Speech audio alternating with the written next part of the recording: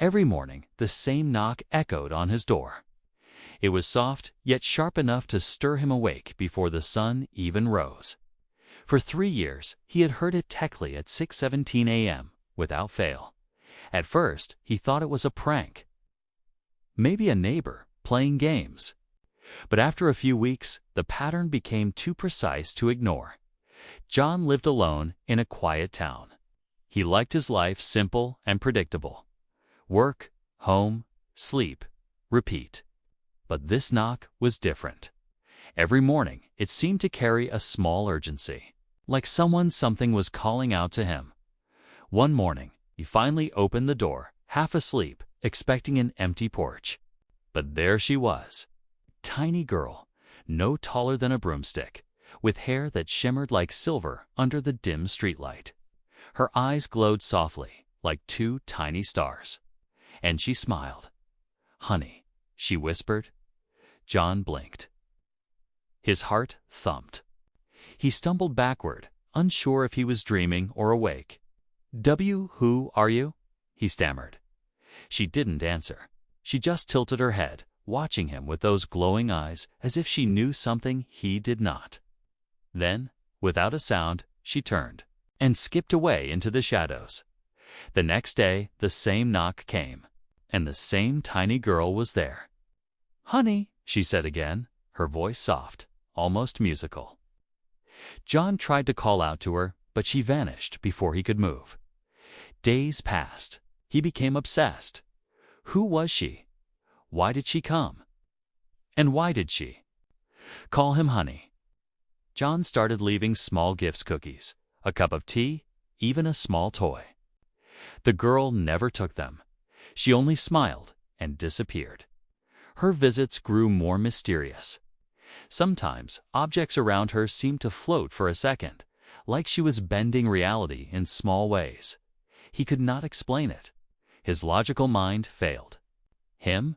One morning, he decided to follow her. As she skipped down the empty street, he trailed carefully, keeping his distance.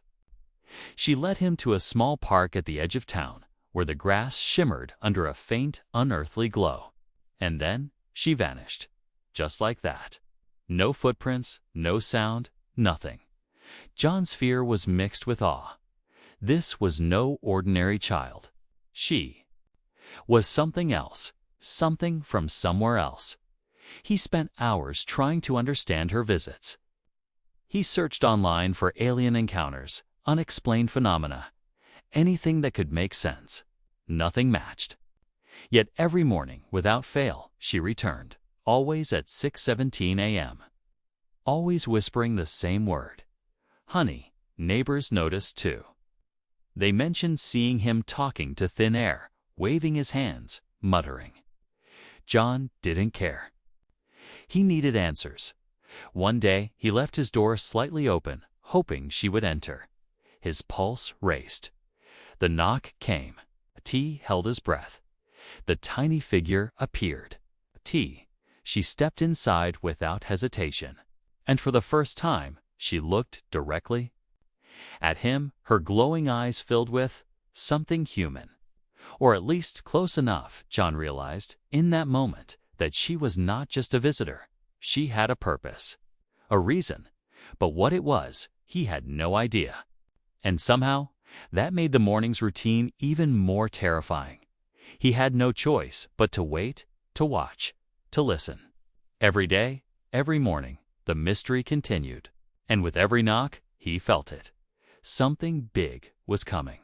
Something beyond his understanding. And so, the small, glowing figure continued to knock. Every morning, calling him honey.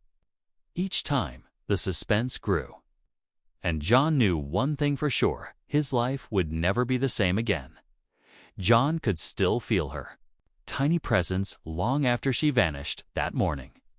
The memory of her glowing eyes and the soft word, honey, haunted him.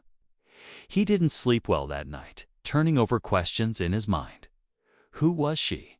Where did she come from? And why did she keep coming back?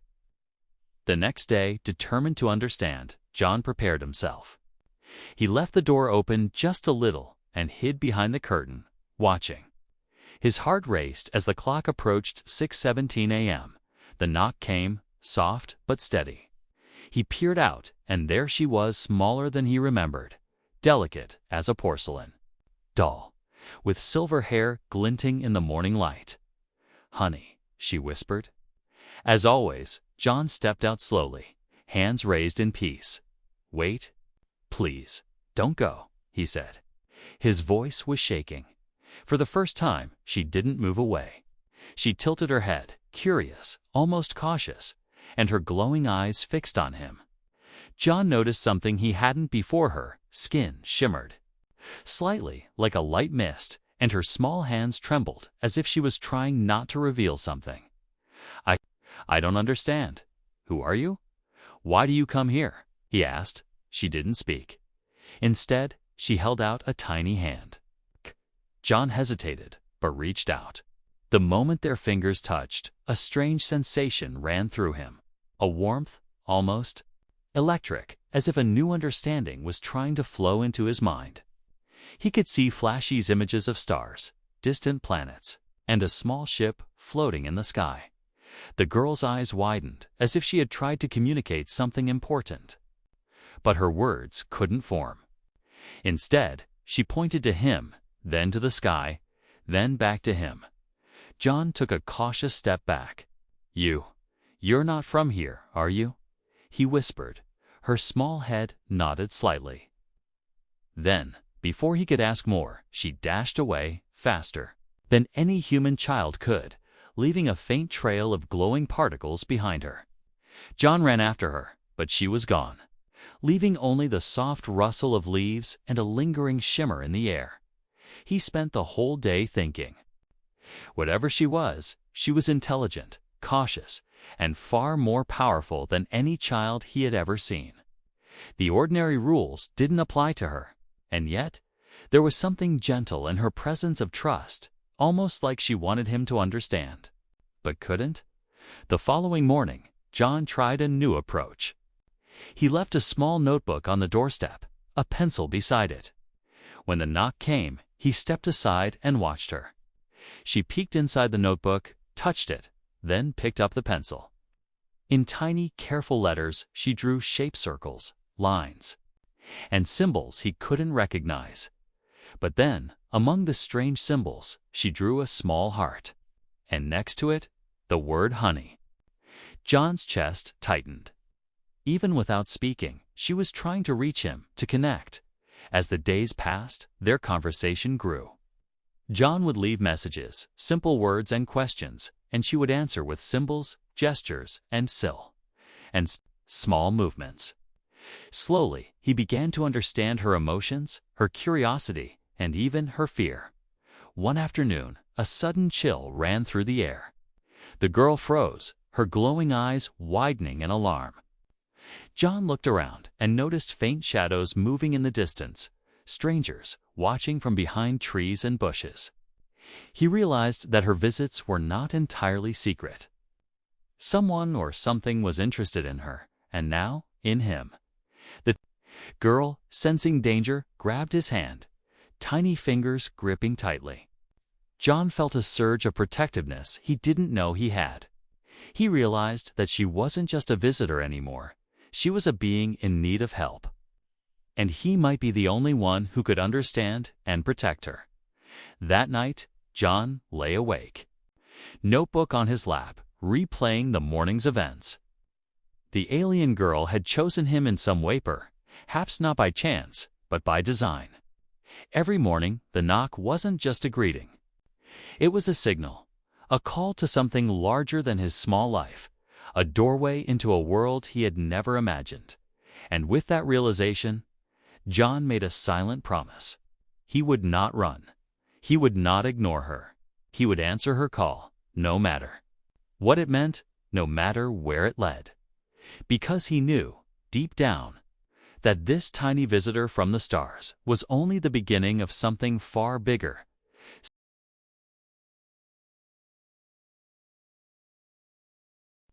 Days turned into weeks, and John began to notice something remarkable.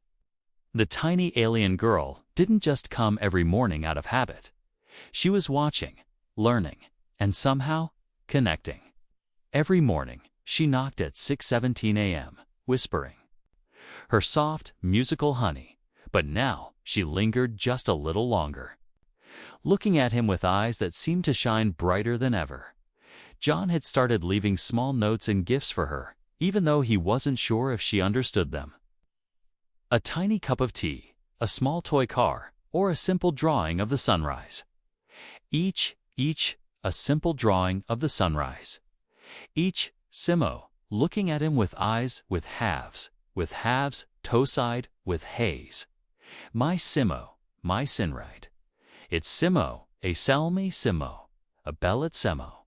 ABA, with high ka it is it, my bell recued. With Sabi Clyde, ga the awesa, I make it silly, I'm talking sida, I sakai sit a bisa sigweek it I kasli to be you to this it lie ada, quilsly it to keep it's to the club music to the cakes to get that to the speak the seat to cut for to stand for the cadet at a dilawes, asquan, I says, sequet, papa,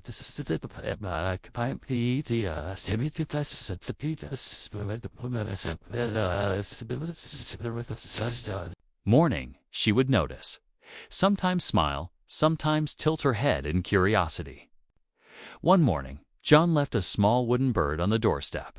He came back to find it arranged perfectly on the windowsill, as if she had placed it just so he would see. It was a small gesture, but John's heart raced. She was responding. She was reaching out in her own way. And in that moment, he realized that their silent communication was growing, forming a fragile bridge between two very different beings. One morning, John woke up to find the tiny girl sitting in his living room. She hadn't knocked. She had simply appeared. She hovered slightly above the floor, her small feet barely touching the carpet. She carried something in her tiny hands, a glowing orb, like a miniature sun. She held it out to him, and for the first time, John understood her intention. The orb pulsed softly, a rhythm that matched his heartbeat. He reached out, and the moment he touched it, a strange warmth spread through him. Memories that were not his flickered across his mind, vistas of alien landscapes. Starships gliding silently across the cosmos, and faces of beings who looked like her. But there was no fear, only wonder, and a sense of belonging that John couldn't explain. The girl's glowing eyes met his. She wanted him to understand, even though her language was not human. And in a way, he did. He didn't know her story, but he knew this. She trusted him. She needed him. As days passed, the signs of connection became clearer. Objects moved around. The house, in subtle ways, whenever she visited a book, would open to a page he had been meaning to read. A cup would tilt as if inviting him to pick it up. Small, gentle miracles. John started to feel as if his life, once ordinary and predictable, had a new rhythm. One defined by her visits, her small gestures, and the mysteries she carried. But with connection came awareness of danger. One afternoon, while the girl was perched on his windowsill, John noticed a figure in the distance, a man in dark clothing, observing the house. He froze, heart pounding. The girl noticed him too. She fluttered closer, her tiny hands reaching out as if warning him. John's mind raced. He didn't understand who they were or what they wanted, but he knew they were not friendly. The alien girl seemed small, fragile even, but John felt a surge of protectiveness he had never known. He realized that her visits weren't just magical or mysterious, they were deliberate. She had chosen him to be part of something bigger, something he could not yet see. That evening, he left a small candle burning by the door. When she arrived the next morning, the glow of the candle reflected in her eyes. She hovered closer than ever, a quiet moment of trust between them. John spoke softly. "I'll help you. Whatever comes, I'll help you." She didn't answer with words, but the tilt of her head, the shimmer of her tiny hands, and the sparkle in her eyes said enough. The bond between them, fragile yet undeniable, had grown stronger, and yet a shadow lingered at the edge of their mornings. Someone or something was watching. The tiny girl's subtle warnings made John aware that their connection was not private. There were forces out there, invisible but present, that could disrupt the fragile trust they had built. The stakes were rising, and John knew their mornings of wonder were just the beginning. Every day, the knock came. Every day, the tiny alien girl said her soft, musical honey.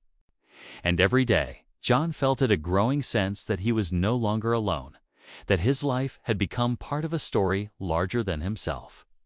A story of connection, trust, and courage that was only beginning to unfold. The mornings had grown quieter, yet the sense of danger in John's life was growing. The tiny alien girl still knocked at 6:17 a.m., whispering her soft, musical honey. But now, her visits carried a different energy. She no longer hovered lightly or smiled at small gestures. Her glowing eyes flickered nervously, scanning the street, the trees, the rooftops, as if she could sense threats. John could not. John noticed it too. Shadows in the distance, shapes that moved too deliberately to be wind or passing animals. Once, a dark sedan had appeared at the end of the street. Engine off, windows blackened. He had seen it every morning for 3 days, parked in the same spot, vanishing just as quickly as it appeared. He tried to ignore it, telling himself he was imagining things. But the tiny girl's sharp gaze told him otherwise. One morning, she knocked, but instead of her usual gentle word, she looked frantic. Her tiny hands moved in quick gestures, pointing to the corner of the street, then back at John, then up to the sky. He followed her gaze, heart pounding, and caught a glimpse of something strange, a faint shimmer in the air. Almost like heat waves, but moving unnaturally, like an invisible observer. John's fear turned to action. "Stay here," he said, though she didn't move. She seemed to understand. She hovered near him, eyes glowing brighter, as if trying to warn him of what was coming. That afternoon, while John was at work, he saw movement through the blinds. 2 figures in dark suits, carrying strange devices, were scanning the street and his house. His heart froze. They weren't ordinary people. He didn't know what they wanted, but instinct told him it was dangerous. When he returned home, the girl was waiting on the doorstep, her tiny hands trembling, her eyes flickering. Urgently. John knelt down to her level. "What is happening? Who are they?" he whispered. She didn't answer, but this time she did something new. She tapped his chest, then pointed to her glowing heart, then back at him. It was a clear signal. They were coming for her, and he had to protect her. That night, John prepared. Doors locked, windows reinforced with makeshift barriers, a flashlight ready. He didn't know what he would face, but one thing was clear. He could not let harm come to her. Not after 3 years of these daily visits, not after all the small connections, the silent conversations, the trust she had placed in him. Early the next morning, just before 6:17 a.m., a strange hum filled the air. The tiny girl appeared as usual, but her glow was brighter, almost urgent. The hum grew louder, vibrating in his chest. Shadows moved again, faster this time, closing in from both ends of the street. John grabbed her tiny hand. She flinched, but didn't pull away. Then, in a sudden burst, 3 figures emerged from the shadows. Humans. Aliens, he couldn't tell. Their forms were dark, but the devices in their hands glimmered with the same strange light he had seen in her orb visions. They were looking for her. And now, he realized, John had become part of the hunt. The tiny girl moved instinctively, floating slightly above the ground, her small hands glowing. Energy pulsed from her, a subtle but powerful force that caused the leaves and small objects around her to lift into the air. John watched in awe and fear. She was small, but her power was undeniable. The stranger stopped at the edge of the yard, scanning the house and the street. John felt the adrenaline surge. He had no weapons, no training, only determination. Yet he knew one thing: he could not let them take her. Not today. Not ever. The alien girl turned to him, her glowing eyes meeting his.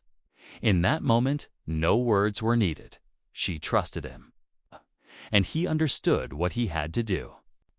Together, they would face this threat, small as she was, human as he was, against something far beyond their understanding.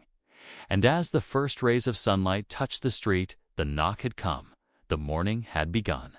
And the danger had arrived. John clenched his fists. Ready? Because now, their quiet, mysterious morning,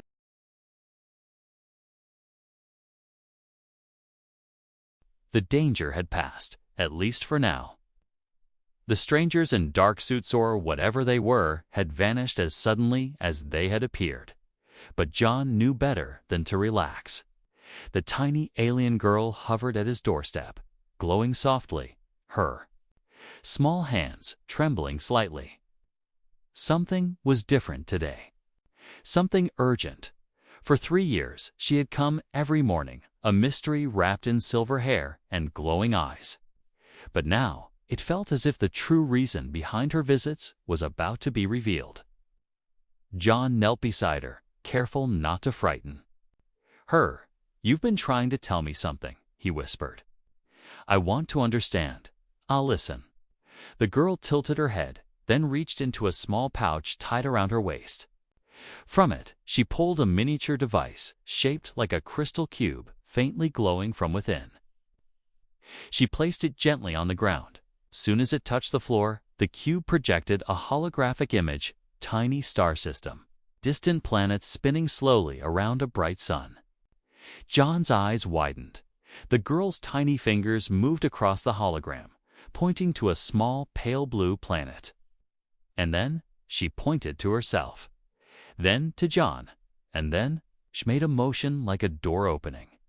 John's heart raced. He realized, piece by piece, that she was not just visiting for curiosity or companionship. She had a mission. She had been sent to observe humans, to study them. But not just that, she was here to protect something on Earth, and somehow, he had become part of it. Over the next few minutes, John pieced together the story through gestures, glowing symbols, and the hologram's shifting images. Her world had been at risk, threatened by a faction of aliens who monitored and sometimes manipulated other planets. She had been sent as a scout, to watch, to learn, and to intervene if necessary. The realization hit him like a storm. All the small gestures, the soft whisper of honey, the floating objects, and subtle gifts, they weren't random. They were ways of building trust, teaching him to notice, to understand, to connect. And now, the stakes were higher than he could have imagined. She floated closer, placing her tiny hand on his chest. He felt a pulse of energy, warm, calm, and reassuring. The message was clear. He was no longer a bystander. He was part of something larger, something interstellar, something that required courage and empathy.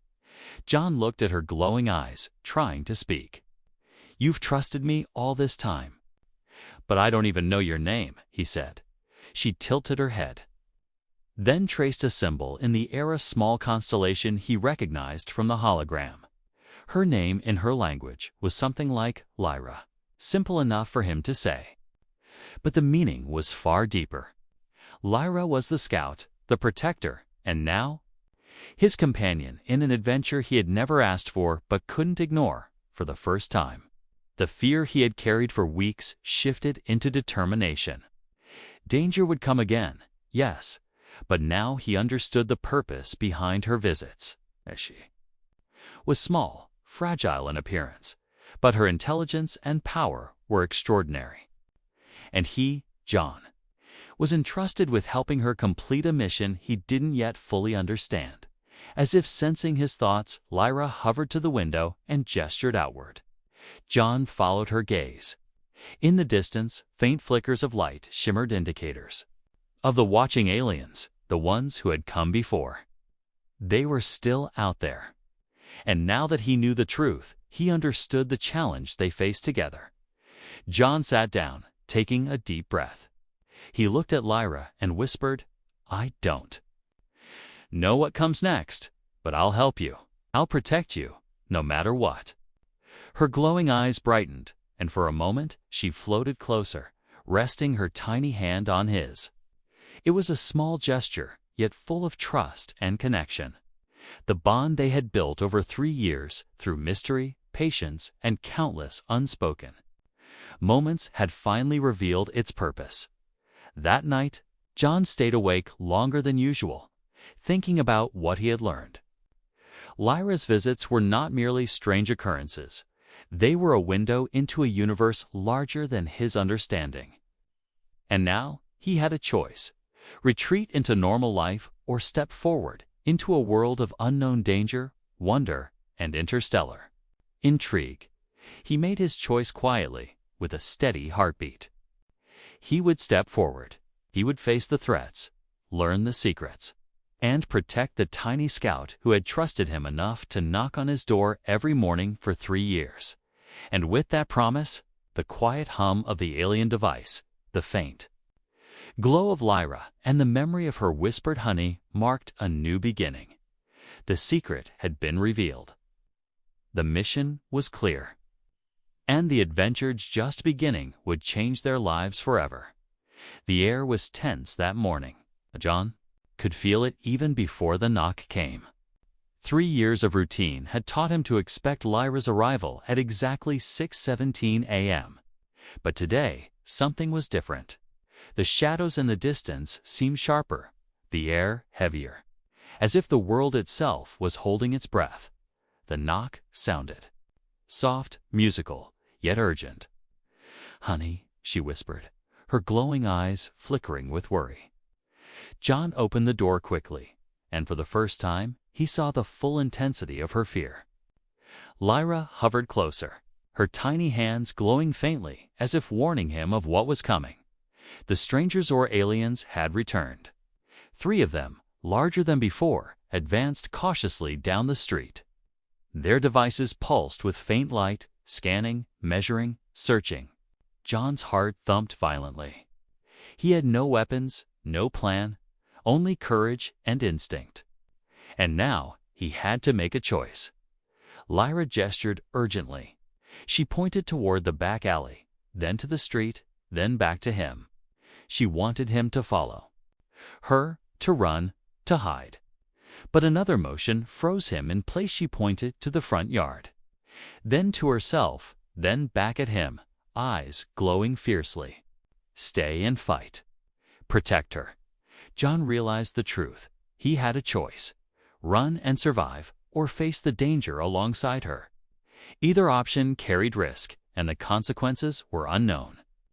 But one thing was certain: he could not abandon her. Now. Not after everything. He took a deep breath and nodded. "Okay," he whispered. "We do this together." The alien girl's glow brightened, almost like a smile, and then she darted forward, leading John to the edge of the yard.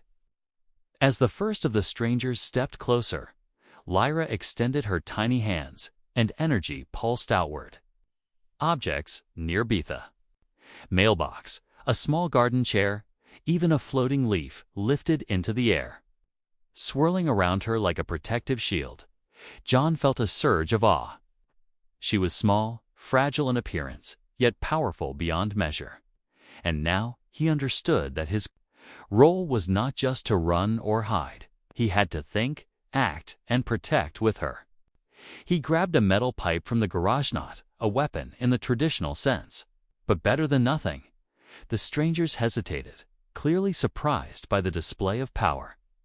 Lyra hovered higher, her glow brightening into a soft golden light that seemed to push the shadows back. John moved beside her, ready to act. His heartbeat matched the rhythm of the faint energy pulsing from her hands.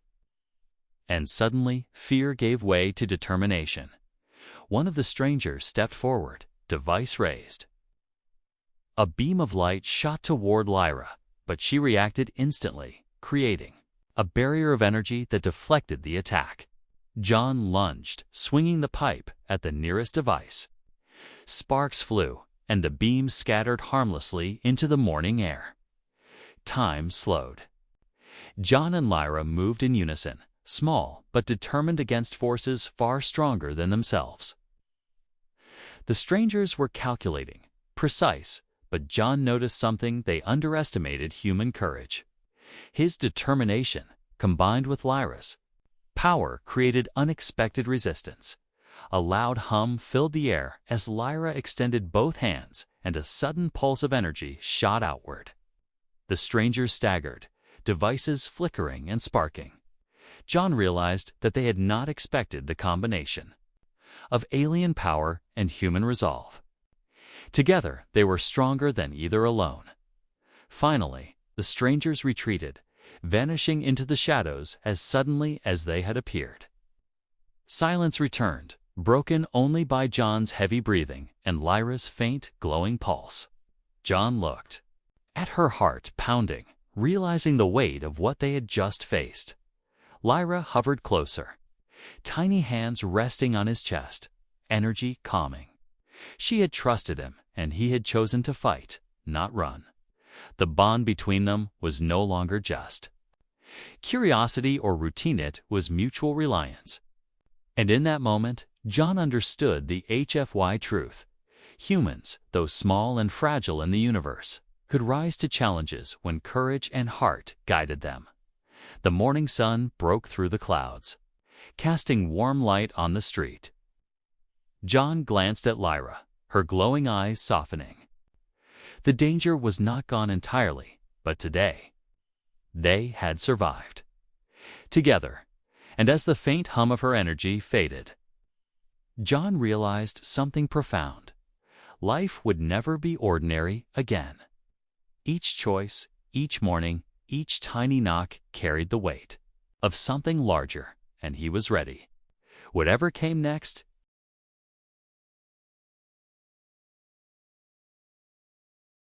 the morning was unusually quiet. John woke before 6:17 a.m., his heart still racing from the previous day's encounter. The street was calm, almost too calm, and the air carried a strange electric hum that made his skin tingle. For 3 years, he had come to expect the knock, the whisper of honey, and the tiny glowing presence of Lyra. But today, something felt different. He could sense it in every shadow, every flicker of light. The knock finally came. Soft, familiar, yet heavier somehow, as if it carried the weight of the universe. "Honey," Lyra whispered, her tiny hands glowing brighter than ever.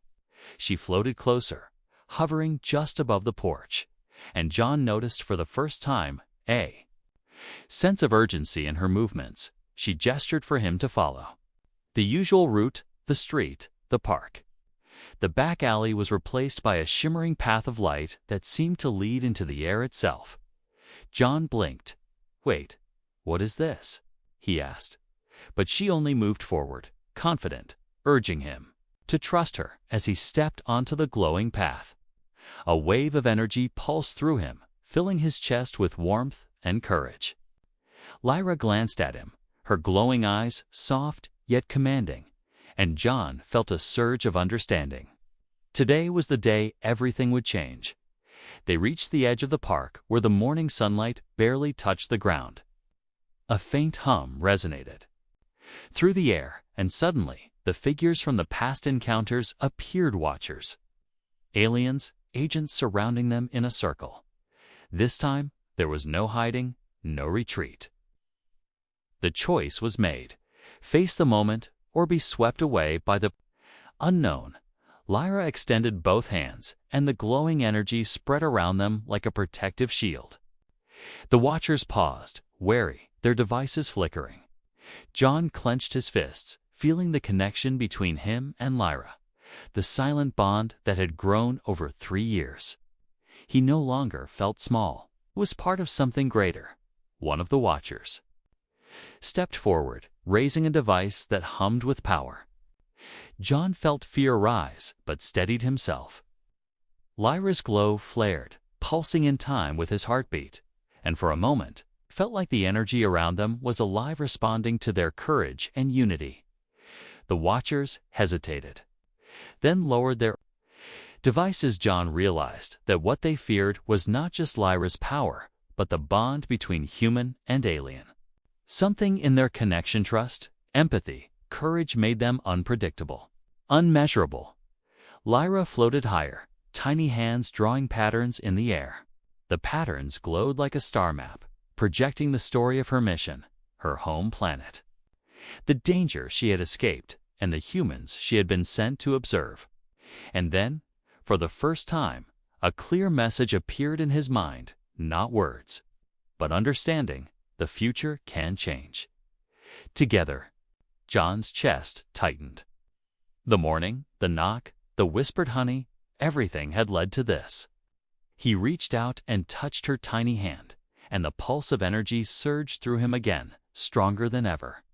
He realized that the universe had chosen him not for his strength, but for his heart. The Watchers slowly retreated, their dark forms fading into the morning haze. Lyra's glow softened, and she hovered closer to John. For the first time, the fear that had shadowed their mornings vanished. The danger was not gone forever, but today they had survived. And more than that, they had grown stronger together. John looked at her tiny, shimmering form and whispered, "We did it. Together." Lyra tilted her head, and for a moment, the softest smile appeared on her glowing face. The tiny alien girl who had knocked on his door every morning for 3 years had completed the first part of her mission. And in doing so, she had changed him, and perhaps humanity, forever. As the sun climbed higher, casting golden light on the quiet street, John realized something profound. Life would never return to ordinary. The mornings, the knocks, the whispered honey, they were no longer small, mysterious rituals. They were the beginnings of something extraordinary, a connection that spanned worlds, a story of courage, trust, and humanity's place in a larger universe. And as John closed the door behind him, ready to face whatever the universe would bring next, he knew one simple truth: